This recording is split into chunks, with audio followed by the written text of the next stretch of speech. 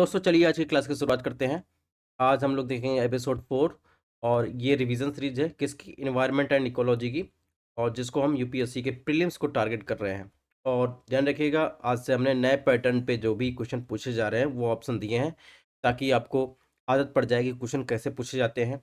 और इसके अलावा बात करें तो यूपीएससी की पीटी की कट ऑफ आ गई है, तो आप देख रहे हैं कि 100 प्रश्न में से इस बार जनरल की जो कट ऑफ गई है लगभग 38 क्वेश्चन की गई है, यानी 75.41 कह सकते हैं, लगभग 38 या 37 क्वेश्चन आप देख सकते हैं।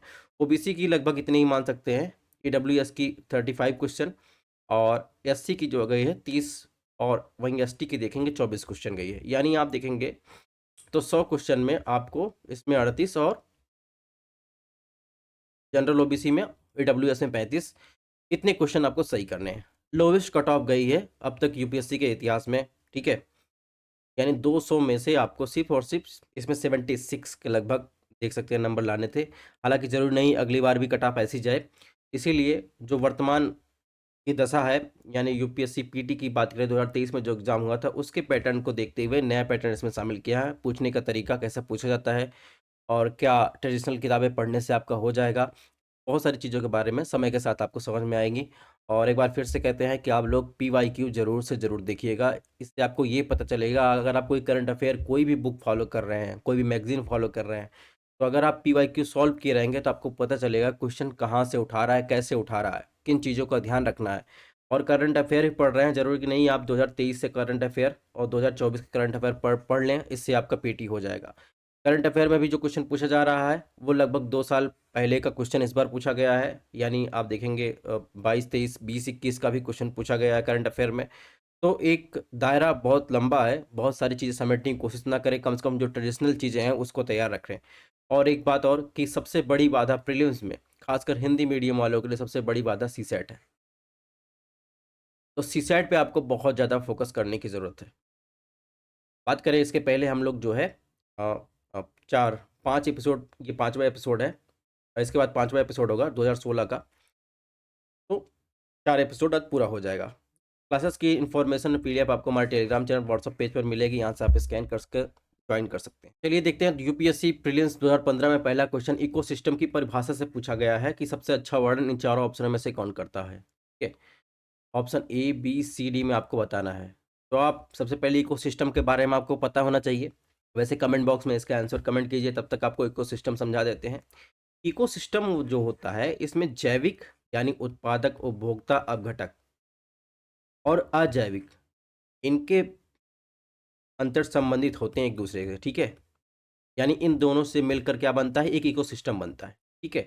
अजैविक तत्वों में क्या होता है, कार्बनिक घटक होते हैं, अकार्बनिक घटक होते हैं, भौतिक घटक होते हैं।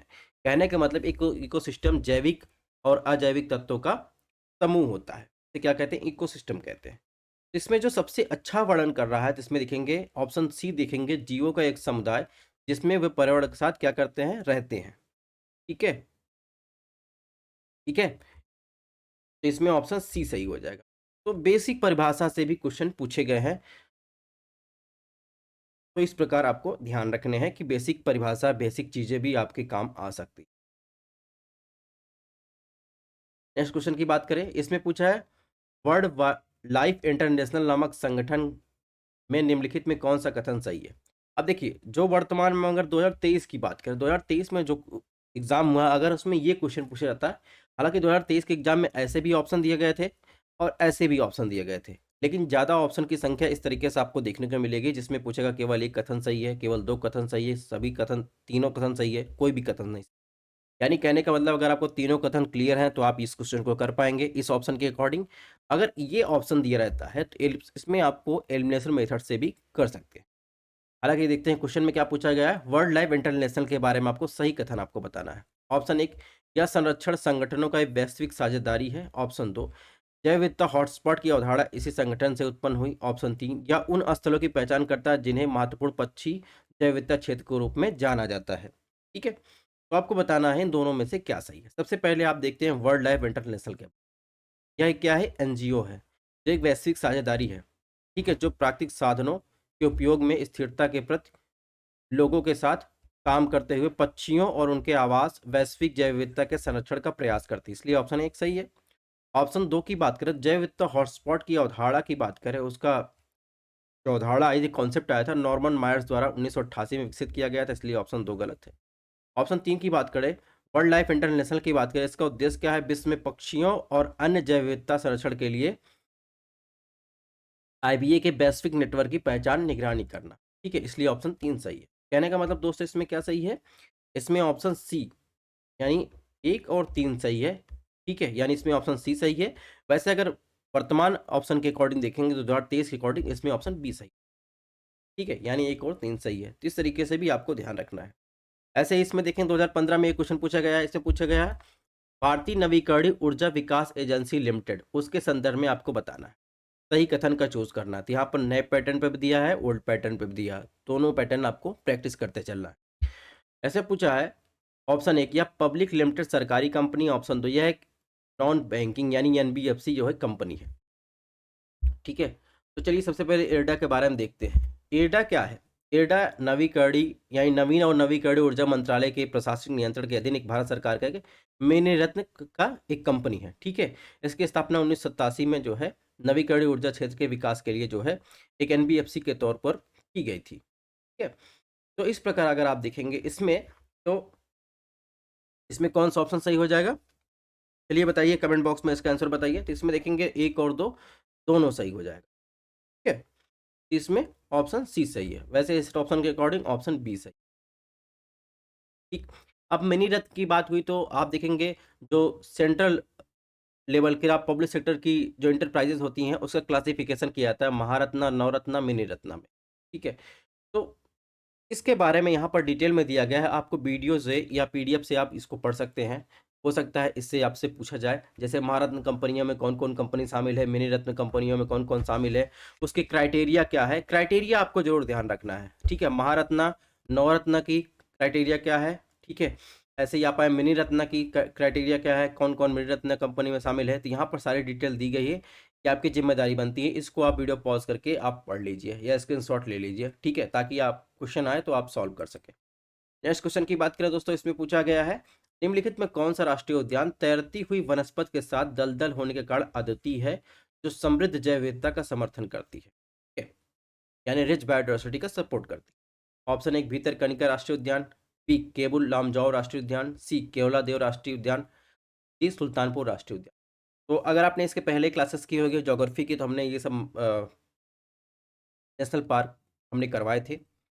उसकी विशेषता के आधार पर ये क्वेश्चन पूछा गया, और ऐसा दोस्तों पहली बार नहीं है कि विशेषता के आधार पर क्वेश्चन पूछा जाए, क्योंकि ये यूपीएससी है। पीसीएस तो है नहीं कि इसमें फैक्चुअल पूछेगा, अप्लाइड ही पूछेगा।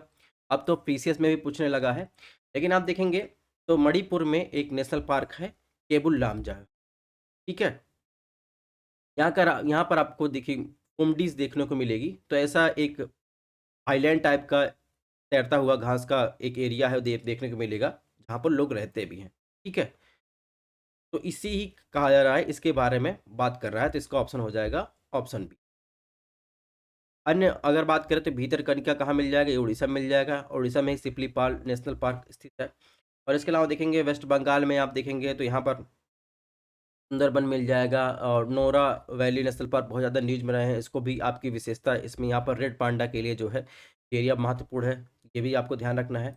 ठीक है, वैसे असम की बात करें तो असम में आपको यहाँ पर नमेरी नेशनल पार्क आपको लोकेशन ध्यान रखना है, असम में स्थित है, इसलिए इस साल बहुत ज़्यादा न्यूज में था। ठीक है, और यहाँ कामेग रिवर बहती है।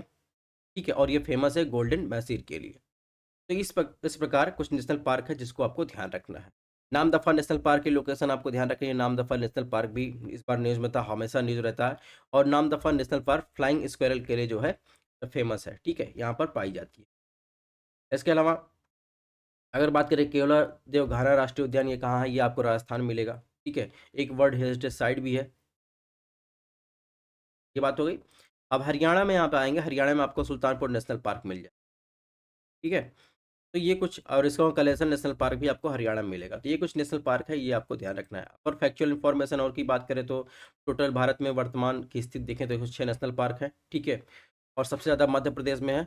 ओल्डेस्ट क्या है? जिम कॉर्बेट है। लार्जेस्ट आप देखेंगे हेमिस नेशनल पार्क लद्दाख में स्थित है।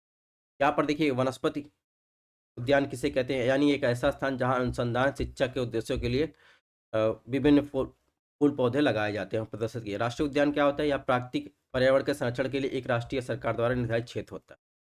ठीक है। वन्य जीव अभयारण्य क्या होते हैं? ये एक ऐसा क्षेत्र जहाँ जानवरों के आवास, उनके आसपास किसी भी तरह की गड़बड़ी, उनकी सुरक्षा की जाती है और इन क्षेत्रों के जानवरों को पकड़ना, मारना, उनका शिकार करना सख्त वर्जित होता है। ठीक है। अब यहाँ पर जो रेड रेड में लिखा है इसको आपको ध्यान रखना है। राष्ट्रीय उद्यान अत्यधिक प्रतिबंधित क्षेत्र होता है जो सभी लोगों के लिए खुले नहीं होते। जबकि आप देखेंगे वाइल्ड लाइफ सेंचुरी की बात करें तो राष्ट्रीय उद्यान की तुलना में कब प्रतिबंधित होता है, ये भी आपको ध्यान रखना है। वहीं आप देखेंगे बायोडायवर्सिटी कंजर्वेशन के जो है 2 तरीके होते हैं। एक होता है इन सीटू कंजर्वेशन, यानी उन्हें के प्राकृतिक आवास स्थान पर आप देखेंगे उनका संरक्षण करना। जैसे आप देखेंगे बायोडायवर्सिटी हो गया, बायोस्फीयर रिजर्व हो गया, नेशनल पार्क हो गया, वाइल्ड लाइफ सेंचुरी हो गया।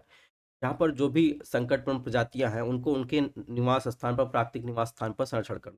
दूसरा होता है एक्स सिटू कंजर्वेशन, यानी कहीं और लाकर उनको संरक्षित करना, ठीक है? जैसे बॉटेनिकल गार्डन, एक्वेरियम हो गया, ज़ू हो गया, ठीक है? क्रायो प्रिजर्वेशन टेक्निक हो गई, डीएनए बैंक हो गया, तो ये आते हैं एक्स सिटू कंजर्वेशन। तो ये सब चीज़ें भी आपको ध्यान रखनी। नेक्स्ट क्वेश्चन की बात करें दोस्तों, इसमें देखिए आईयूसीएन और साइट्स के बारे में जो है इसमें पूछा गया है, कौन सा कथन सही है? ऑप्शन एक दिया, आईयूसीएन संयुक्त राष्ट्र का अंग है और साइट सरकारों के बीच एक अंतर्राष्ट्रीय समझौता। ऑप्शन दो ध्यान रखिएगा, पढ़िएगा ध्यान से। आईयूसीएन प्राकृतिक पर्यावरण के बेहतर ढंग से प्रबंधित करने के लिए दुनिया भर में हजारों क्षेत्रीय परियोजनाएं चलाता है। ऑप्शन तीन, साइट्स उन राज्यों पर कानूनी रूप से बाध्यकारी जो इनमें शामिल हुए हैं, लेकिन यह कन्वेंशन राष्ट्रीय कानूनों की जगह नहीं लेता है। ठीक है, राज्य मतलब यहाँ पर देश समझिएगा जो इस पे साइन किए हैं। ठीक है। अब सबसे पहले आईयूसीएन की बात करें तो आईयूसीएन जो है, आईयूसीएन की स्थापना 5 अक्टूबर 1948 को हुई थी और ध्यान रखिए ये यूनाइटेड नेशन का भाग नहीं है। तो इसमें क्या हो जाएगा? ऑप्शन एक गलत हो जाएगा। बाकी तो दोनों सही है। ठीक है। बाकी आप दोनों देख रहे होंगे तो नाम से ही पता चला होगा, सीधे सीधे सही है। इसमें ऑप्शन बी सही हो जाएगा और इसमें भी ऑप्शन बी नए पैटर्न के हिसाब से सही। हालाँकि हम लोग आईयूसीएन के बारे में देख लेते हैं। इसका मुख्यालय कहाँ है? स्विट्ज़रलैंड, ग्लांड में स्थित है। रेड लिस्ट जारी करता है। ठीक है। इसके अलावा देखेंगे तो आईयूसीएन का जन्म कैसे होता है, बहुत सारी चीज़ों पर इसका चर्चा की है हमने, कई सारे लेक्चर में आपको इसको बताया है कि जैसे सबसे पहले स्टॉकहोम कन्वेंशन होता है 5 से 16 जनवरी 1972 में। उसके परिणामस्वरूप आप देखेंगे यूनेप का जन्म होता है, ठीक है, 1972 में। और 1972 तक देखेंगे किस पूरे विश्व में कहीं भी एनवायरनमेंट मिनिस्ट्री थी ही नहीं। ठीक है। 1972 के बाद कन्वेंशन के बाद ही विश्व में जो है नॉर्वे, स्वीडन जैसे देशों में एनवायरनमेंट मिनिस्ट्री आई। लोग एनवायरनमेंट पर सजग होने लगे और सब बाद में देखिए 1985 में भारत में पर्यावरण वन मंत्रालय की स्थापना की गई। यानी कहने का मतलब स्टॉकहोम कन्वेंशन को ही पर्यावरण युग की शुरुआत माना जाता है। ठीक है। तो ये चीज़ें आपको ध्यान रखनी है। इसके बाद देखेंगे तो फिर ये क्रोनोलॉजी दी गई है कैसे यूनिप का जन्म होने के बाद और चीज़ें आगे बढ़ती हैं। तो इस वीडियो को आप पॉज़ करके या फिर वहाँ से आप पीडीएफ डाउनलोड करके वहाँ से पढ़ सकते हैं। जैसे आप देखेंगे तो कॉप की बैठक कहाँ से चालू होती है, तो कॉप की बैठक देखेंगे तो यूएनएफसीसी पे 198 सदस्य जो साइन करते हैं और 21 मार्च 1994 को लागू होता है। उसके बाद कॉप की बैठक चालू होती है और इसमें एक इम्पॉर्टेंट कॉप है क्योटो प्रोटोकॉल जो जापान में होता है, कॉप 3 में ये बाध्यकारी समझौता है जो ग्रीन हाउस इमिशन पर जो है रोक लगाता है। ठीक है। ये कुछ चीज़ें हैं जिनको आपको ध्यान रखना है, जिनके बारे में यहाँ पर डिटेल में दी गई है और ये चीज़ें आपको देख लेनी है। और वहीं पर आप देखेंगे कॉप 26 की बैठक कहाँ हुई थी? वही कॉप जो 1994 से चालू हुआ था, जिसमें 2021 में ग्लासगो में हुई थी। कॉप 28 हुआ यूएई में, कॉप 27 देखेंगे इजिप्ट में हुआ था, कॉप 29 होने वाला है अज़रबैजान बाकू में 2024। ठीक है। अब साइट्स के बारे में दोस्तों यहाँ पर दिया गया है, साइट्स के बारे में आपको देख लेना है। ठीक है। साइट्स क्या है? सरकारों के बीच एक अंतर्राष्ट्रीय समझौता है और इसका उद्देश्य है कि जंगली पशुओं और पौधों के प्रजातियों के अस्तित्व को अंतर्राष्ट्रीय व्यापार के खतरे में न डाला जाए। इसका पहला सम्मेलन 1975 में होता है, फिर 1976 में जो है भारत शामिल होता है।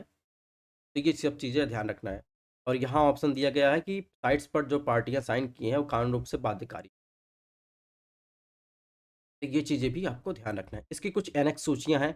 एनेक्स फर्स्ट में क्या दिया गया है इसको आपको पढ़ लेना है। एनेक्स सेकंड में क्या है, एनेक्स थर्ड में क्या है। तो कुछ चीज़ों की छूट दी गई है। ठीक है। कुछ चीज़ें आप व्यापार कर सकते हैं, कुछ चीज़ें आप छूट दी गई है। इन सब चीज़ों के बारे में आपको वीडियो पॉज करके पढ़ लेना है। इसके अलावा आपको ध्यान रखना है साइट्स का जो कॉप होता है, यानी साइट्स पे जिन पार्टियों ने साइन किया है, ये साइट्स देखेंगे तो कोलंबो में 2019 में जो है वाइल्ड लाइफ कॉन्फ्रेंस हुई थी। ये चीज़ें आपको ध्यान रखनी है कि लोकेशन वाइज कभी-कभी क्वेश्चन पूछ लिया जाता है। फिर आप देखेंगे COP19 हुआ था 2022 में पनामा सिटी में साइट्स की बैठक हुई थी। ये चीज़ें आपको ध्यान रखनी है। अब देखिए 2023 में क्वेश्चन पूछा गया है, ध्यान से पढ़िएगा, IUCN से संबंधित है, ठीक है। इसमें पूछा है संक्रामक जीव जाति स्पीसीज विशेषज्ञ समूह जो वैश्विक संक्रामक जीव जाति डेटाबेस विकसित करता है निम्नलिखित में किस एक संगठन संबंधित है? यानी एंडेंजर्ड स्पीसीज की बात कर रहा है, जो रेड लिस्ट जारी करता है। सीधे सीधे फैक्चुअल क्वेश्चन है। इसमें दिया है IUCN दिया है और यूनेप दिया है, ठीक है। और इसमें दिखा है United nation world commission for environment and development की बात किया है, world wide fund for nature की बात किया है। तो सीधे सीधे आप देखेंगे इसका संबंध कैसे है, IUCN संबंधित। तो ऐसे भी क्वेश्चन देखेंगे 2023 में पूछे। तो यूनेप के बारे में हम लोग पढ़ ही चुके हैं, यहाँ पर वही चीज़ें फिर से दी गई हैं और इसमें देख सकते हैं।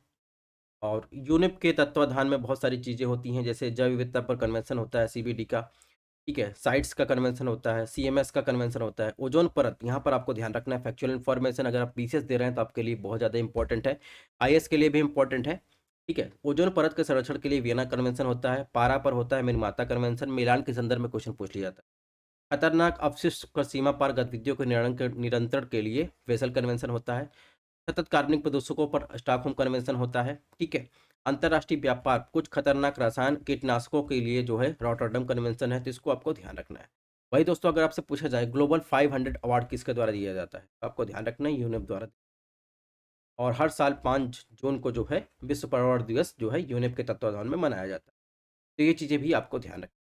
2015 में क्वेश्चन पूछा गया, भारत में पाए जाने वाले एक स्तनधारी स्तनपायी जीव डुडोंग के संदर्भ में निम्नलिखित कथनों में कौन सा कथन सही है? ऑप्शन 1, यह एक शाकाहारी समुद्री जीव है। ऑप्शन 2, यह भारत के संपूर्ण तट पर पाया जाता है। ऑप्शन 3, यह वन्य जीव संरक्षण अधिनियम की सूची फर्स्ट के तहत कानूनी सुरक्षा दी, यानी वाइल्ड लाइफ प्रोटेक्शन एक्ट जो 1972 का है उसके शेड्यूल फर्स्ट के तहत इसको सुरक्षा दी गई है। तो आपको बताना है कौन सा जो है इसमें सही है।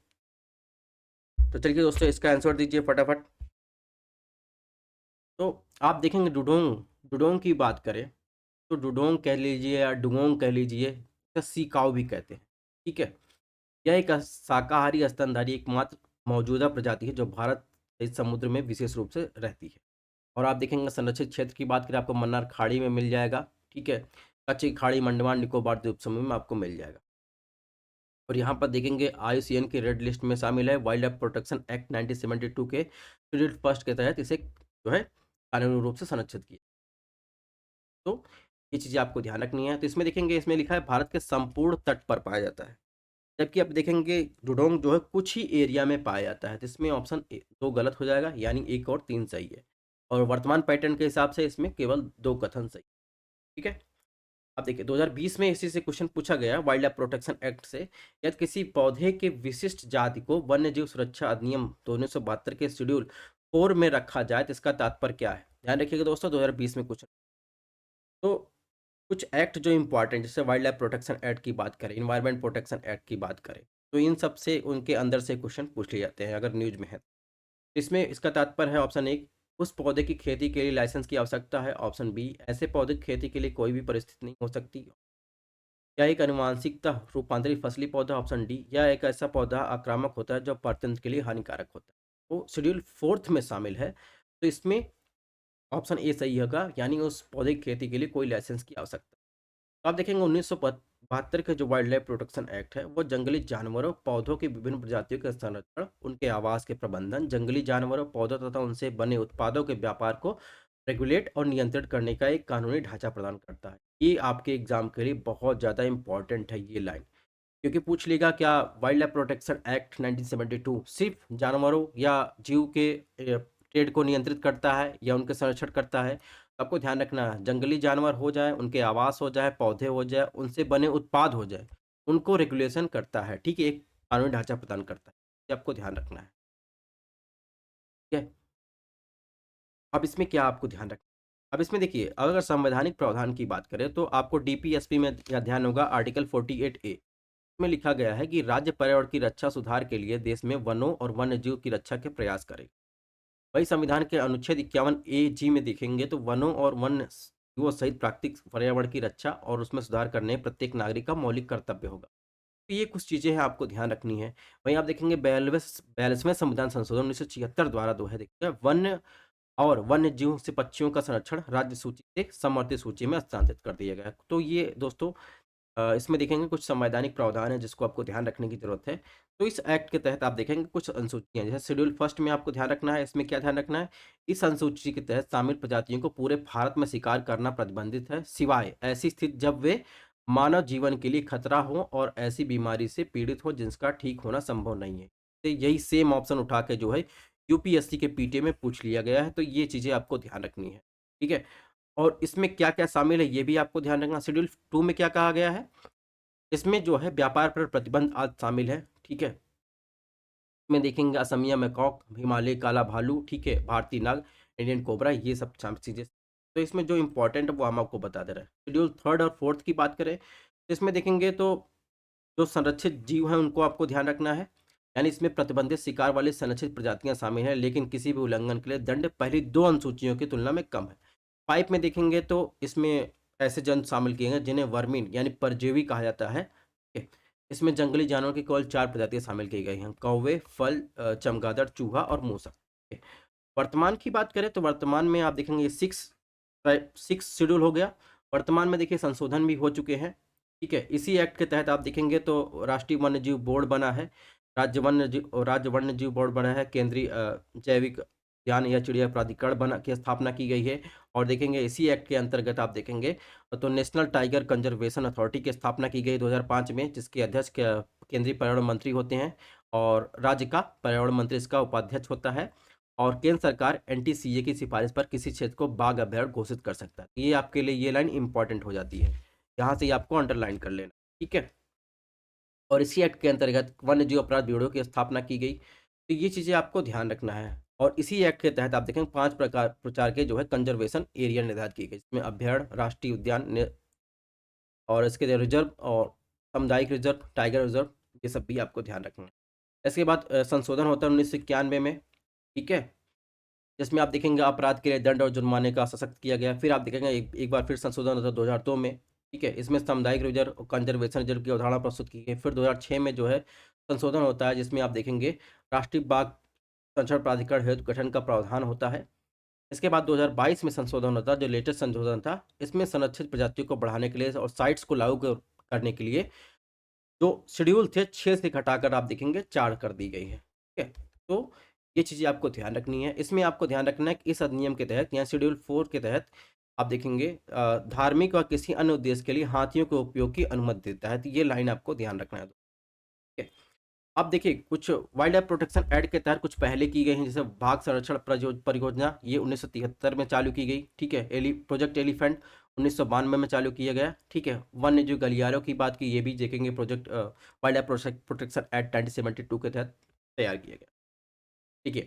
एक फैक्चुअल क्वेश्चन पूछा है 2015 में। इसने पूछा निम्नलिखित में कौन सा भारत का राष्ट्रीय जलीय जीव है? खारे पानी का मगरमच्छ, olive radial turtle, Ganga dolphin, घड़ियाल। ठीक है, तो सबको पता है कि गंगा डॉल्फिन, ठीक है, एक फ्रेश वाटर में रहने वाली जीव है, ठीक है, डॉल्फिन। और तो ये क्या है, भारत का राष्ट्रीय जलीय जीव।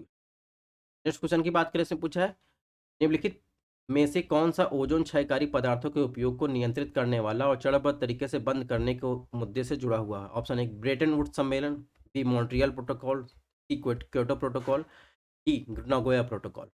तो आप देखेंगे तो अभी मैंने बताया कि यहाँ पर देखेंगे ब्रेटन वुड्स सम्मेलन आईएमएफ और विश्व बैंक से संबंधित है। Kyoto protocol green house gas के उत्सर्जन कटौती से संबंधित है, इसके पहले मैं बता चुका हूँ। नागोया प्रोटोकॉल देखेंगे तो ये आनुवांशिक संसाधनों के लाभ से साझा करने के बारे में है, ठीक है। वहीं आप देखें मॉन्ट्रियल प्रोटोकॉल, ये ओजोन डिप्लीशन से संबंधित है, ठीक है। और ओजोन परत के संरक्षण के लिए वियना कन्वेंशन का एक प्रोटोकॉल। इसमें क्या सही हो जाएगा दोस्तों, इसमें मॉन्ट्रियल प्रोटोकॉल सही हो जाएगा। नेक्स्ट क्वेश्चन की बात करते हैं दोस्तों, इसमें क्वेश्चन नंबर 9 देखिएगा। क्वेश्चन नंबर 9 में क्या पूछा है, इसमें ग्रीन क्लाइमेट फंड के संबंध में आपको कुछ कथन दिए गए हैं, उसमें आपको सही उत्तर बताना। ऑप्शन 1 इसका उद्देश्य जलवायु परिवर्तन का मुकाबला करने के लिए विकासशील देशों को अनुकूल और समन प्रथाओं में सहायता करना, यानी एडॉप्टेशन मिटिगेशन, यानी जलवायु परिवर्तन के प्रभाव को कम करना और भविष्य में ऐसे प्रभाव जलवायु पर न पड़े जो नुकसान करे, उसके लिए पॉलिसी बना, ठीक है। ऑप्शन 2 की बात की, इसकी स्थापना यूनेप, ओईसीडी और एशियन डेवलपमेंट बैंक और वर्ल्ड बैंक के तत्वाधान में की गई, आपको सही उत्तर बताना है। तो सबसे पहली बात ग्रीन क्लाइमेट फंड की बात करें, तो इसकी स्थापना आप देखेंगे, इसका उद्देश्य ये है कि आप जो जलवायु परिवर्तन से संबंधित जो विकासशील देश हैं, जिनके पास रिसोर्स नहीं है, उनको रिसोर्स उपलब्ध करवाना, फंड उपलब्ध करवाना, और इसका मैनेजमेंट, फंड का मैनेजमेंट यूएनएफसीसी करता है, ठीक है?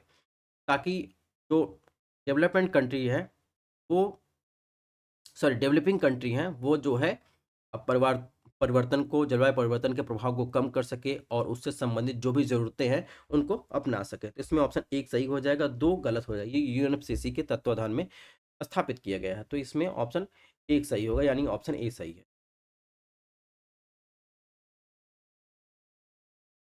ठीक है? तो इसमें ऑप्शन ए सही है, ये चीज़ आपको ध्यान, यहाँ पर उसके बारे में दिया गया है, तो ये चीज़ें आपको देख लेनी है। यहाँ पर देखें, कोपेनहेगन में समझौता होता है कॉप 15 में 2009 में, इसी में ग्रीन क्लाइमेट फंड की अवधारणा आती है, ठीक है? और इसी में आप देखेंगे तो यहाँ पर सीबीडीआर अपनाया गया, यानी common but different responsibility and respective capability के बारे में बात की गई। और बहुत सारी चीज़ें इसमें दी गई हैं, जैसे आप देखेंगे तो क्योटो प्रोटोकॉल के क्रियान्वयन संबंधी विस्तृत नियम बनते हैं। इसी में आप देखेंगे सीबीडीआर की अवधारणा आती है, और इसी में आप देखेंगे कार्बन मार्केट की अवधारणा आती है, कार्बन क्रेडिट की अवधारणा आती है, तो इसको आपको देख, ठीक। यहाँ पर उसके यूएनएफसीसी के बारे में दिया गया है, सीबीडी के बारे में दिया गया है, और यहाँ पर आएंगे तो यूएनसीसीडी के बारे में दिया गया है, ग्रीन एनवायरनमेंट फैसिलिटी के बारे में दिया गया है। तो इन सब चीज़ों को आपको रिवीजन कर लेना है, इसके बारे में हम लोग चर्चा करते हैं।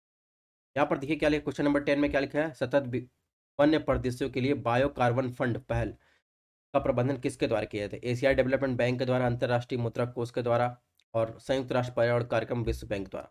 सही उत्तर आप देखेंगे तो विश्व बैंक द्वारा जो है सस्टेनेबल फॉरेस्ट लैंडस्केप के लिए बायो कार्बन फंड इनिशिएटिव का बहुपक्षीय कोष है, जो आप देखेंगे डोनर सरकारों द्वारा समर्थित है, और विश्व बैंक इसका क्या करता है, मैनेजमेंट करता है, यानी ऑप्शन डी।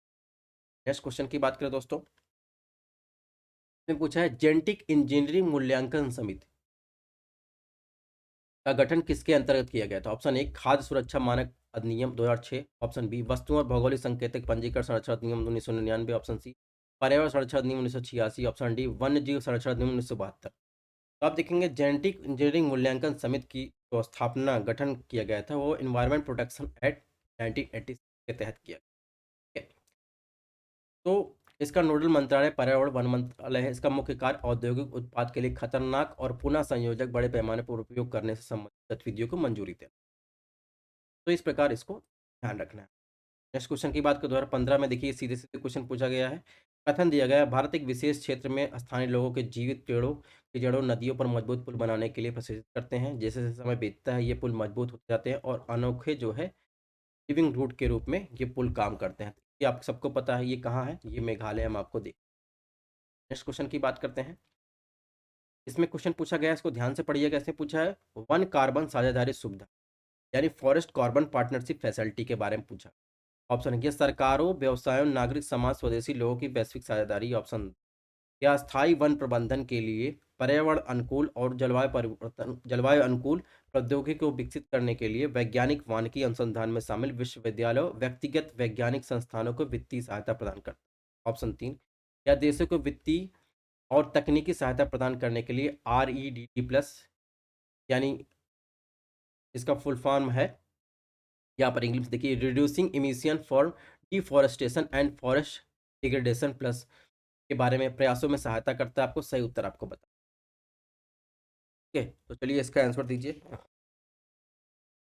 इसमें देखिए, सबसे पहले आप देखिए फॉरेस्ट कार्बन पार्टनरशिप फैसिलिटी के बारे में हम लोग देखते हैं। तो वन कार्बन साझा सुविधा सरकारों, व्यवसायों, नागरिक समाज, स्वदेशी लोगों का एक अकेला सहयोग, ठीक है? जहाँ विकासशील देशों में वन निर्वणीकरण, वन संरक्षण, वन कार्बन स्टॉक, वन और कार्बन स्टॉक के अस्थायी प्रबंधन, संरक्षण को उत्सर्जन को कम करने पर केंद्रित है। जून 2018 में लागू होता है। यह अपनी तत्परता भविष्य की प्रणाली के बारे में जागरूकता पैदा करके REDD+ को जोड़ता है, ठीक है? और इसका उद्देश्य क्या है? देशों को जो है REDD+ के प्रयासों के परिणाम स्वरूप उन्हें आवश्यक वित्तीय और तकनीकी सहायता प्रदान। कहने का मतलब कुल मिलाकर इसमें जो है आंसर सही हो रहा है, इसमें हो रहा है 3 और 1, यानी ऑप्शन सी, ठीक है? यहाँ पर उसके बारे में और चीज़ें दी गई हैं, जैसे प्रमुख बिंदु क्या है, यानी REDD+ का कार्यक्रम का उद्देश्य क्या है, निर्वणीकरण, वन वनीकरण के माध्यम से कार्बन को उत्सर्जन में कमी लाना, ठीक है। कार्यक्रम क्या-क्या चल रहे हैं, कहीं-कहीं आप सुनते होंगे एक आरईडीडी प्लस होता है, एक यूएनआरईडी तो एक यूनाइटेड नेशन द्वारा चलता है, दूसरा आप देखेंगे यूएनएफसीसी द्वारा चलता है, ठीक है। और यूनाइटेड नेशन का जो आरईडी प्लस होता है, जो डिफॉरेस्टेशन हो रहा है उसमें जो है देखेंगे तो फाइनेंस के लिए मदद करता है। तो वो कुछ क्राइटेरिया होता है, उनके पहुँच के लिए आप देखेंगे यूनाइटेड नेशन का आरईडी प्लस जो होता है, वो कैपेबिलिटी जो है, कैपेसिटी जो है बिल्डिंग करता है, ठीक है? ताकि उनको वो यूएनएफसीसी द्वारा जो आरईडी प्लस कार्यक्रम चलाया जा रहा है, उस पे क्वालीफाई हो सके और फंड जो है पा सके।